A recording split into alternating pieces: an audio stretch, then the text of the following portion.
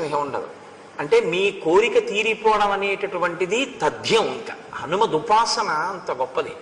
హనుమద్ ఉపాసనలో ఉన్న గొప్పతనం ఏమిటో తెలుసా అండి? ఆయనది స్వరూపం అక్కర్లేదు.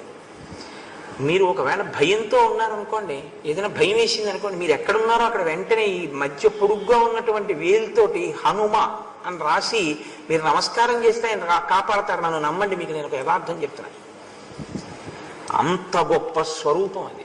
అది మీరు ఎక్కడున్నా సరే, మీరు ఎక్కడో మట్టిలో ఎక్కడో తిరుగుతూ మీకు ఎందుకో భయం వేసింది, ఉలిక్కి పడ్డారు, మీరు వెంటనే ఈ పెద్ద వేలితో మట్టి మీద హనుమ అని రాసి నమస్కారం చేశారనుకోండి, ఉత్తర క్షణం మిమ్మల్ని ఏవి ఆవహించలేవు. ఆయన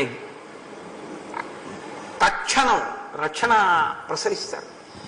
అంత గొప్ప స్వరూపం లోకంలో ఇంకోటి ఉండే అవకాశం ఉండదు. ఉదయం నేను మా గోపాలకృష్ణ గారు అదే అనుకున్నాం కూడా.